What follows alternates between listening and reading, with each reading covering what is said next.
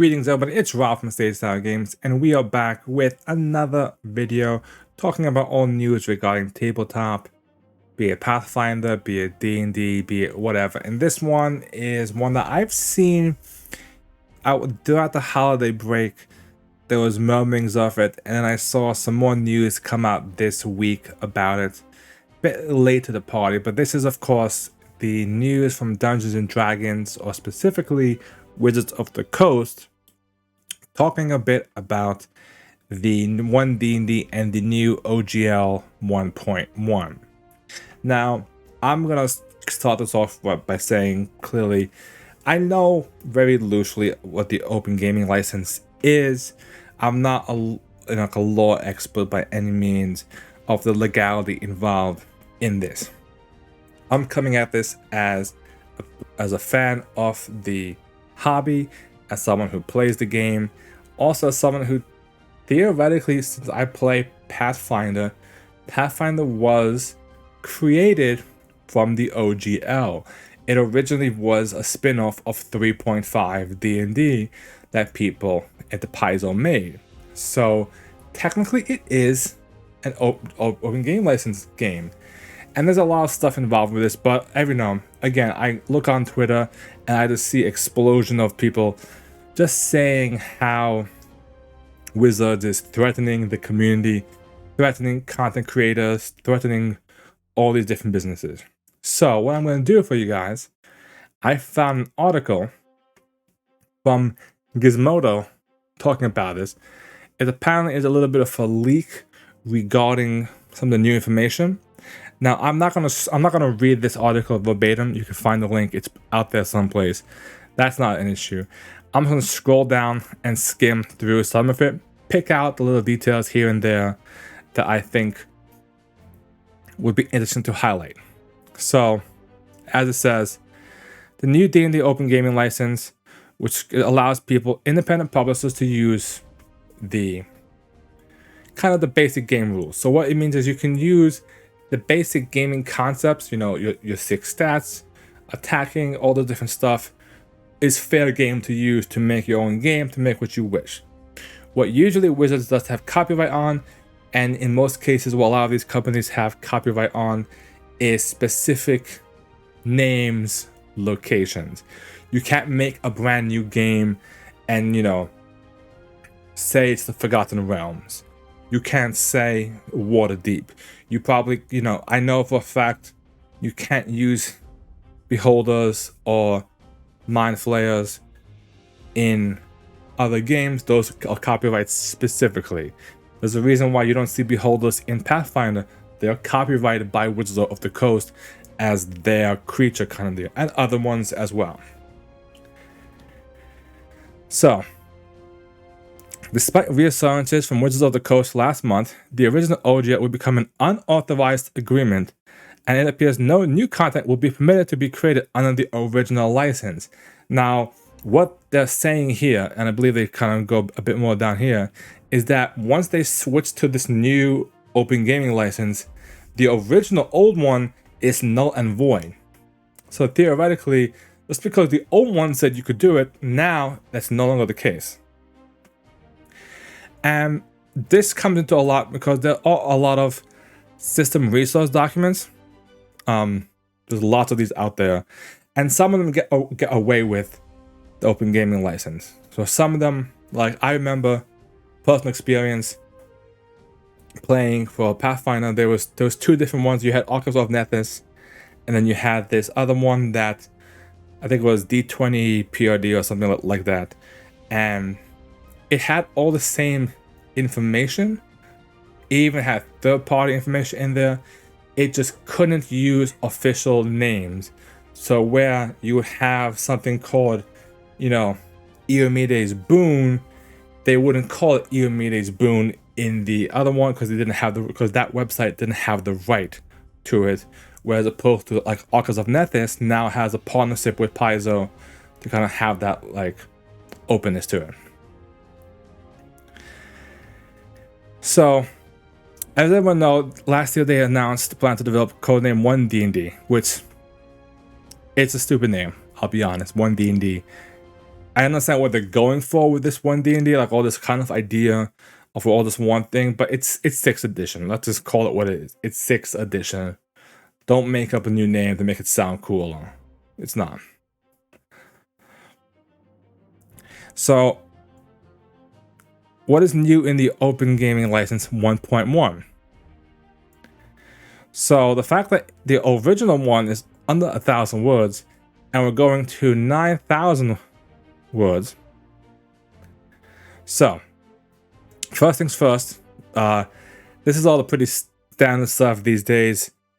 It's against NFTs, against bigoted content, it's against anything that a third-party creator may publish that is racist, sexist, homophobic, transphobic, etc. So basically, you can't use the Open Gaming License to make something that is, you know, bigoted, that is offensive, and all this kind of offensive material. That makes sense. You know, they're just coming out and saying that openly that they can terminate the agreement with that stuff. The NFT stuff, obviously, everybody knows NFTs have kind of exploded for the hatred for NFTs.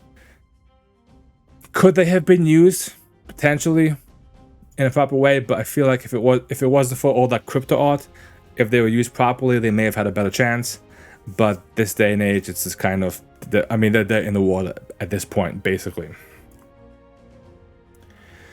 This is the part that says that since the original one is no longer an authorized agreement, the people who use it have to update their rules to the newer agreement. And it names some big heavy hitters here.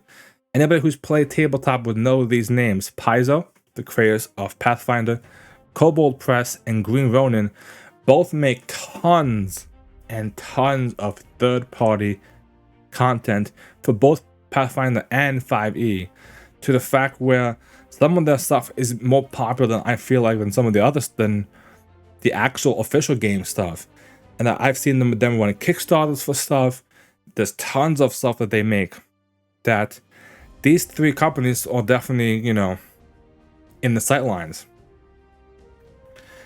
And it wasn't, you know, the Open Game was always intended to allow the community to help grow D&D and expand it, but was intended to subsidize the major competitors.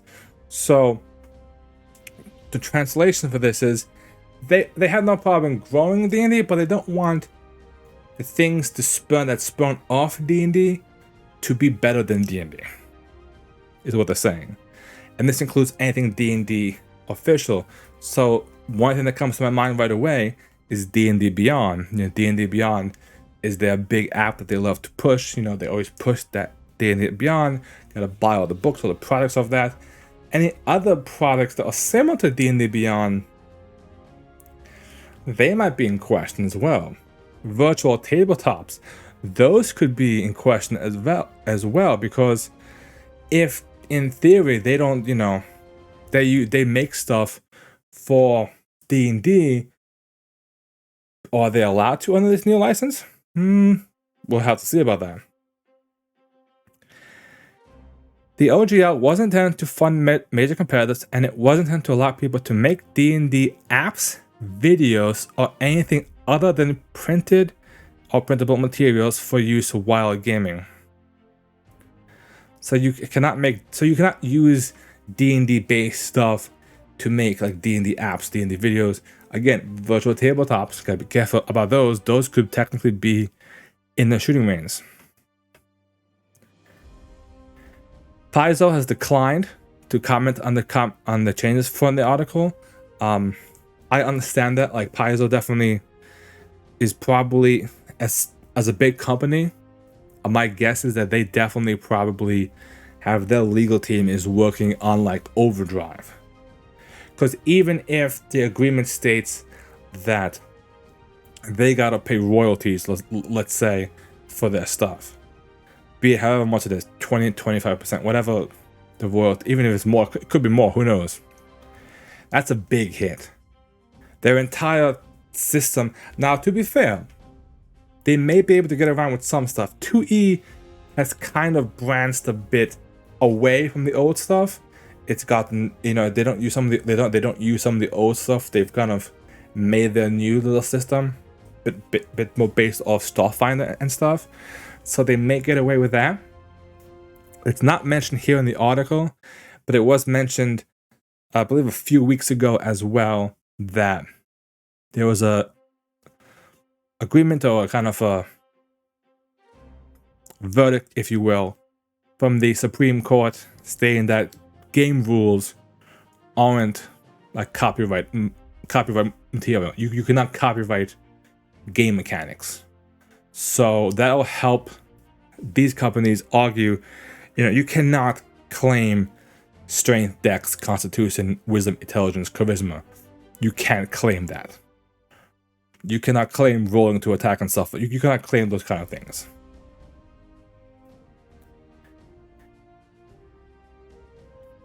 So here's a statement from the Green Ronin, which, as I said, Mutants and Masterminds is a very popular system. I myself, I've never played Mutants and Masterminds, but I always hear about it in many topics and many discussions. And they have not seen the update, but they do not believe there's any benefit to switch to the new one as described. So, Wizards of the Coast declined to comment, saying it won't affect many of the people. We'll see about that. We all know Wizards and Hasbro can get quite greedy with some of that stuff. This is just kind of what's going to happen to the original agreement. Basically, they're voiding it, and anybody who wants to keep going has to abide by the new OGL. So, who will be affected by this? Every single licensed publisher will be affected because every commercial creator will be asked to report their products, new and old, to Wizards of the Coast. The update license only allows for role-playing games and supplements in printed media and static electric formats. It does not allow for anything else, included but not limited to things like videos, virtual tabletops or virtual tabletop campaigns, computer games, novels, apps, graphic novels, music, song, dance, and pantomimes. You may engage in activities only to the extent allowed under the Wizards of the Coast fan content policy. So, what does this mean? You can only use the license to make printed media. Okay, videos. So does that mean you cannot make D&D based videos? Like videos about, like not about D&D, but videos talking or using D&D material. Virtual tabletops or virtual tabletop campaigns. So again, like I just mentioned, that does that mean virtual tabletops as in like the actual software, like Roll20, Fantasy Grounds, Foundry, those? Because those technically would, I guess, be in kind of competition with D&D Beyond. I don't know if they have a deal with Dammit Plane. I know that like Paizo has this deal with that, but would those virtual tabletops be against what they want? Also talking about campaigns, and this is one, it's not mentioned in this article, but I've seen some videos on YouTube about it, is major campaigns, major shows. Case in point, Critical Role. Everybody knows Critical Role. If you watch it, if you don't watch it, you've heard about it. If you play D&D, probably. Let's be real. It's out there. Now, technically, they have gone pretty far. They've made directing press. They have merchandise. They have games. They have books. They have made some books in conjunction with Wizards of the Coast, like for the Wildmount setting and for Exandria and all that. But now comes the question.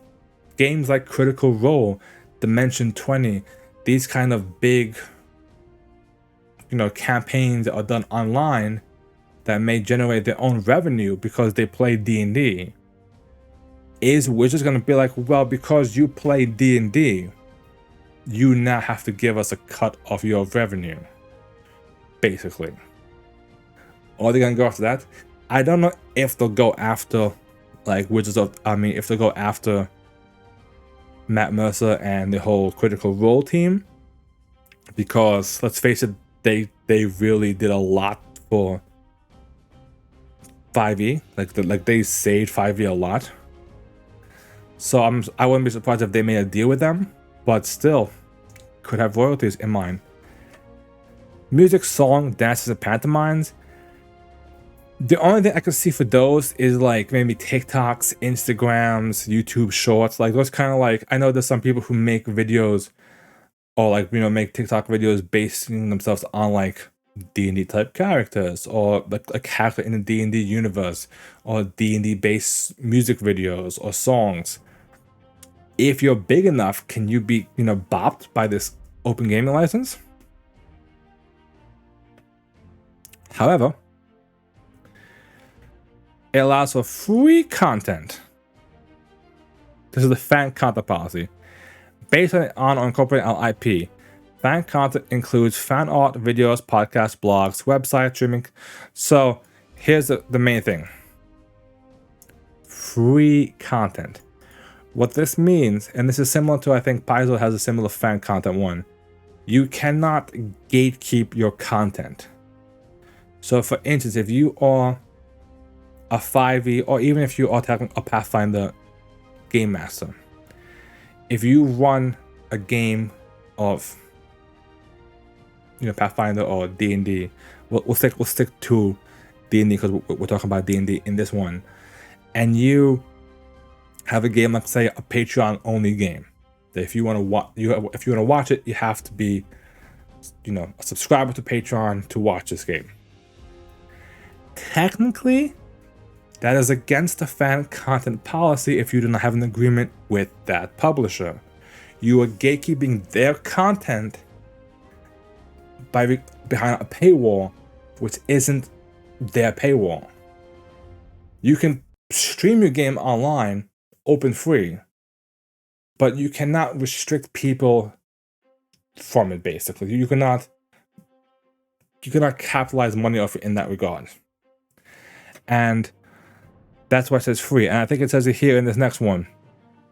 If you want to publish SOD-based content on or after January 13th and commercialize it, your only option is to agree to the OGL. Commercial. So you have to agree to the new agreement if you want to commercialize the content that you're making.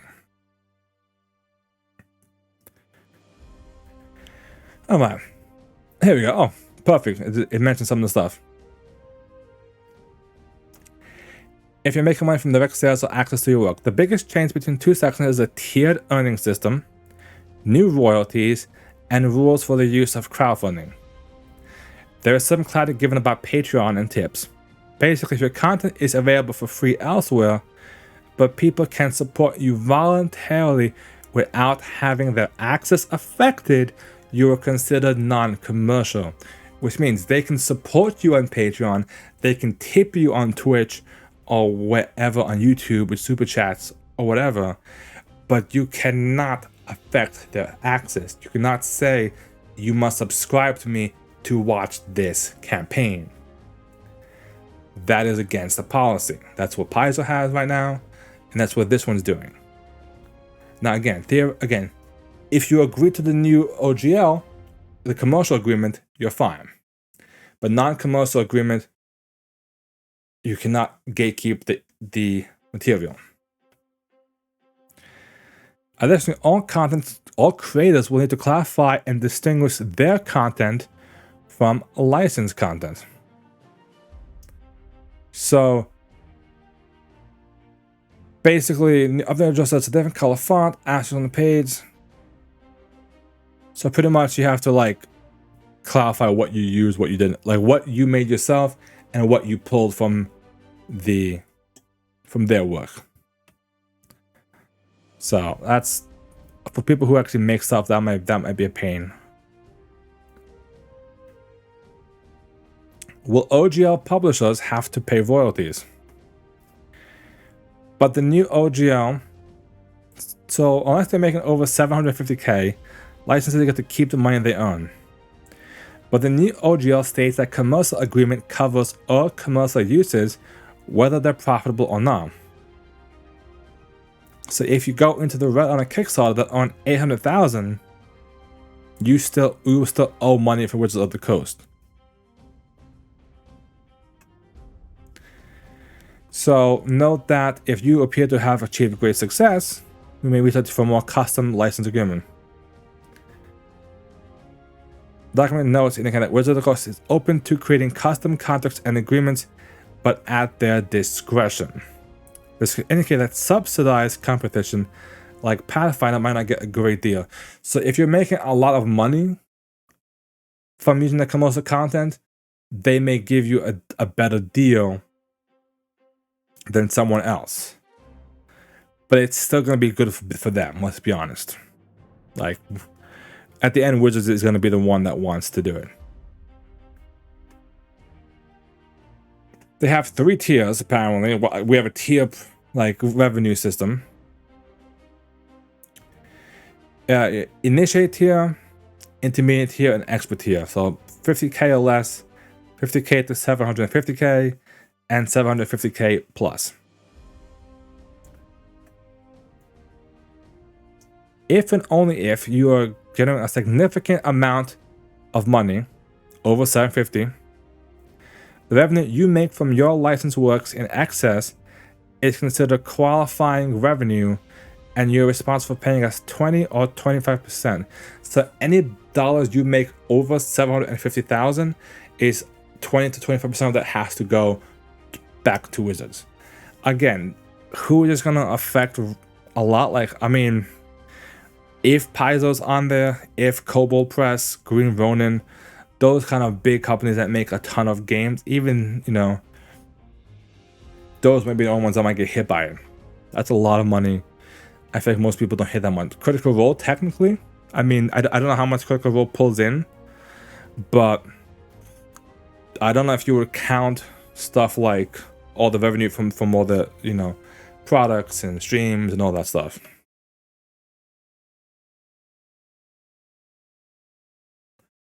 Here you go, less than 20 companies are at the expert tier.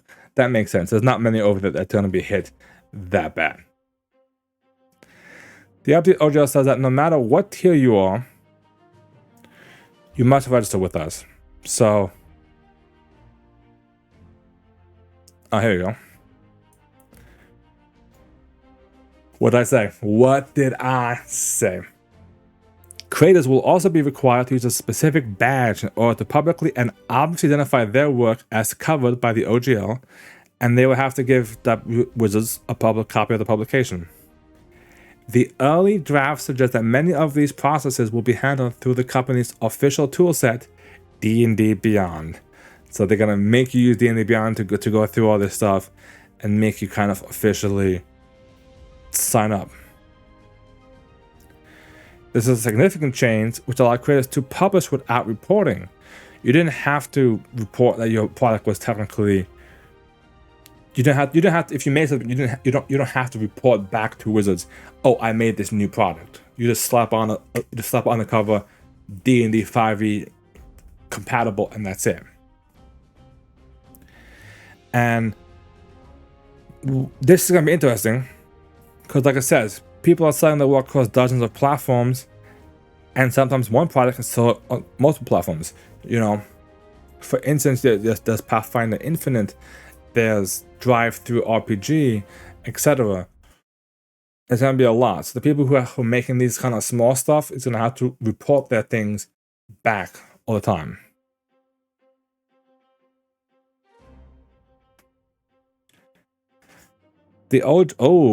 This one is an interesting one now. If creators are members of an expert tier, if your licensed work is crowdfunded or sold via any platform other than Kickstarter, you will pay a 25% royalty on qualifying revenue. If you crowdfund on Kickstarter, you will pay 20%. So that means, and we're gonna break out our handy dandy calculator. And then, not only are we gonna break out our handy dandy calculator, we are gonna break out Kickstarter. Let's do Kobold Press.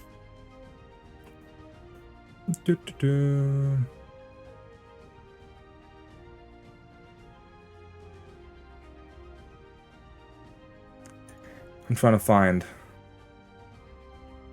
Let's see if I can find a big one. So here's one.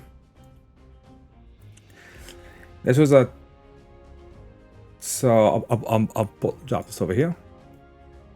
This was a Kickstarter that Kobold Press made for a new 5e monster book. It made $767,501. So 767.51 minus the 750. Again, this is just on this revenue. So 17,500 times it by, because it's on Kickstarter. So they had to pay $3,500 back to Wizards for that. But what about this one? This one technically would have been a crucial issue. Legends of Vox Machina animated show is a video. It's a video show based on a D&D. Technically, it's based on a D&D universe. It made almost 12 million. So even if you just round it up to 11 million, let's just say, you know, 20% of that is still 2.2 million. So you can quickly see that if you have a massive successful Kickstarter, you need to pay 20% of that money back to them. And if you choose a different one, what's the other one? What's it, Game Found, I think it's called, or Game Found, and then we'll do like, I don't know, D&D. I don't know if there's any. I haven't been on Game Found that much to know exactly how much is actually being run through Game Found. It looks to be a lot of like board games and stuff. I don't really see anything in terms of like actual 5e stuff. But I was hoping to see something. But if you use Game Found, it would be 25%.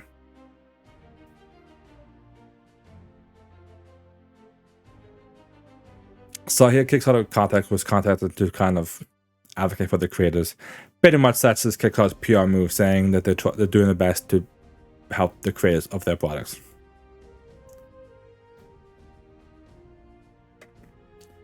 Even for initiative and an immediate tier, so those two lower tiers, not just Kickstarter, to get a project off the ground, you may only crowdfund the production of licensed works, so you cannot crowdfund unlicensed work, and that no infringing materials are given out as perks or rewards.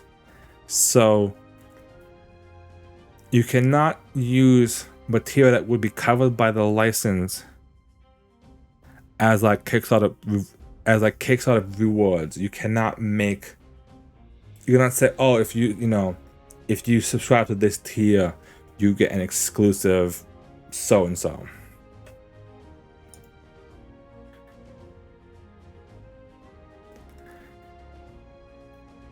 And then this is just kind of pretty much saying the power, like as it was mentioned I think it was last month or a month before, I saw an article or like tweets about it, talking about the fact that Wizards wanted to monetize D&D better. They were doing a poor job monetizing it, so they wanted to do a better job with it. And this is apparently one of the ways of doing it. So any content technically has Wizards technically owns any of your content that you make using their OGL. Simple as that. Perpetual, irrevocable, worldwide, sub-licensable, royalty-free license, non-exclusive. So they can use it. They're not exclusive, meaning that they don't have to be the only ones that can do it, but that's gonna be crazy. And here, this is exactly another clear example. as only static products are included. All work that publishers do for virtual tabletops may have to be offered as non-commercial free products. You cannot, exactly, because the whole point was that their license says, we scroll up, it says it can only be used for printable or printed materials to run games. But products that are more like for virtual tabletops aren't like that. You may not be able to monetize those type of products. So this is going to be an interesting one. So with that, we're going to wrap back up here. What do we think about all of that? Honestly, it's going to be dicey. From what I've seen on Twitter, from what I've seen, people are not a fan of it. Obviously, it's still 5e. It's still 1D&D. It's still, everyone still loves the game. But monetizing it in this way is dangerous. I don't know if it's going to work out for them. I'm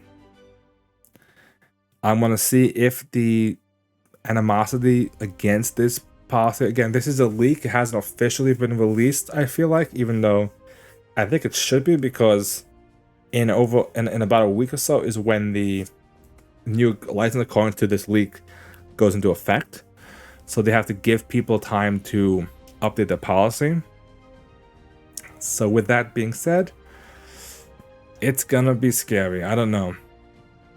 What are your guys' thoughts on this? Do you guys think that Wizards is doing the right thing? Do you think they're monetizing D&D correctly? Or do you think that they are causing a big trouble for themselves by trying to milk out some money from one of the most renowned tabletop games out there? Let me know in the comments down below. And thank you guys for enjoying this video. It was quite a beefy video, definitely a bigger one. A lot of content to kind of digest in this one. So if you stuck around all the way for this, I appreciate you for watching this through all the way to the end.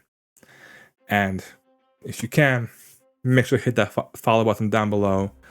And hope to see you guys next time for some more tabletop content videos.